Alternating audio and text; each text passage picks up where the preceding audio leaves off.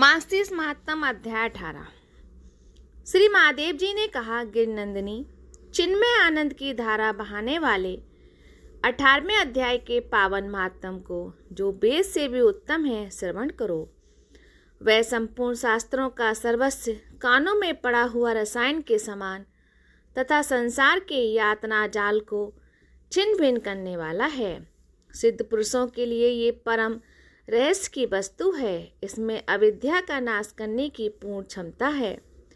ये भगवान विष्णु की चेतना तथा सर्वश्रेष्ठ परम पद है। इतना ही नहीं, ये विवेकमयी लता का मूल, काम, क्रोध और मद को नष्ट करने वाला, इंद्र आदि देवताओं के चित्त का विश्राम मंदिर तथा सनक सनंदी आदि महायोगियों का मनोरंजन करने वाला है।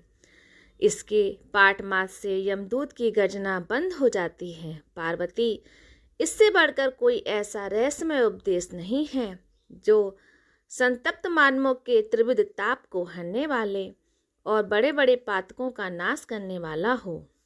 इसके संबंध में जो पवित्र उपज्ञान है, उसे भक्ति पूर्वक सुनो। उसके श्रवण मात्र से समस्त जीव पापों से मुक्त हो जाते हैं। मेरुगिरी के शिखर अमरावती नाम वाली एक रमणीय पुरी है। उसे पूर्व काल में विश्वकर्मा ने बनाया था। उस पुरी में देवताओं द्वारा सेवित इंद्र सची के साथ निवास करते थे। एक दिन वे सुखपूर्वक बैठे हुए थे। इतने में ही उन्होंने देखा कि भगवान विष्णु के दूतों से सेवित एक अन्य पुरुष वहां आ रहा है। इंद्र उस नवागत पुरुष के तेज से तिरस्कृत होकर तुरंत ही अपने मणिमय सिंहासन से मंडप में गिर पड़े। तब इंद्र के सेवकों ने देवलोक के सम्राट का मुकुट इस नूतन इंद्र के मस्तिष्क पर रख दिया। फिर तो दिव्य गीत गाती हुई देवनाओं ने तथा सब देवताएं उनकी आरती उतारने लगे। ऋषियों ने वेद मंत्रों का उच्चारण करके उन्हें अनेक आशीर्वाद दिए। गंधर्वों का ललित स्वर में मंगलमय गान होने लगा। इस प्रकार इस नवीन यंत्र का, जो 100 यज्ञों का अनुष्ठान किए बिना ही नाना प्रकार के उत्सवों से सेवित होकर पुराने इंद्र को बड़ा विस्मय हुआ। वे सोचने लगे, इसने तो मार्ग में न कभी प्याऊ बनवाए, न पोखरे खुदवाए, न पथिकों को विश्राम देने वाले बड़े बड़े वृक्ष ही लगवाए। अकाल पड़ने पर अन्नदान के द्वारा इसने प्राणियों का सत्कार भी नहीं किया है।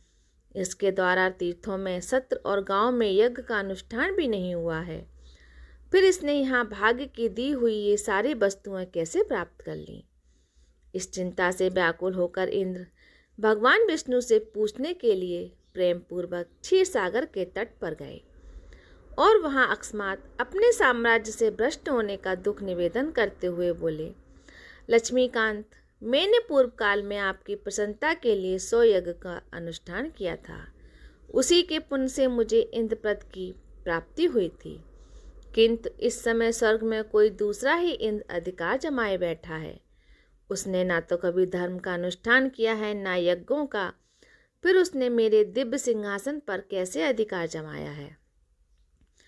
भगवान बोले, इंद्र, वह गीता के 18वें अध्याय में से 5 श्लोकों का प्रतिदिन पाठ करता था। उसी के पुण्य से उसने उत्तम साम्राज्य को प्राप्त कर लिया है। गीता के 18वें अध्याय का पाठ सब पुण्यों का शिरोमणि है। उसी का आशय लेकर तुम भी पद पर स्थिर हो सकते हो। भगवान विष्णु के ये वचन सुनकर, उस उत्तम उपाय को जानकर इंद्र ब्राह्मण का वेश बनाए गोदावरी के तट पर गए। वहां उन्होंने कालिका ग्राम नामक उत्तम और पवित्र नगर देखा, जहाँ काल का भी मर्दन करने वाले भगवान कालेश्वर विराजमान हैं। वहीं गोदावरी तट पर एक परम महात्मा ब्राह्मण बैठे थे, जो बड़े ही दयालु और वेदों के पारंगत विद्वान थे। वे अपने मन को बस में करके प्रतिदिन गीता के 18वें अध्याय का स्वाध्याय किया करते थे। उन्हें देखकर इंद्र ने बड़ी प्रसन्नता के साथ उनके दोनों चरणों में मस्तक झुकाया और उन्हीं 18वें अध्याय को पढ़ा। फिर उसी के पुण्य से उन्होंने श्री विष्णु का सजुष्य प्राप्त कर लिया। इंद्र आदि देवताओं का पद बहुत ही छोटा है, यह जानकर वे परम हर्ष के साथ उत्तम वैकुंठ धाम को गए। अतः ये अध्याय मुनियों के लिए श्रेष्ठ परम तत्व है। पार्वती 18वें अध्याय के इस दिव्य महात्म्यों का वर्णन समाप्त हुआ। इसके श्रवण मास से मनुष्यों सब पापों से छुटकारा पा जाता है। इस प्रकार संपूर्ण गीता का पाप नाशक महात्म बतलाया गया। महाभागे, जो पुरुष श्रद्धा युक्ति होकर इसका श्रवण करता है वह समस्त यज्ञों का फल पाकर अंत में श्री विष्णु जी का सुजस्य प्राप्त कर लेता है।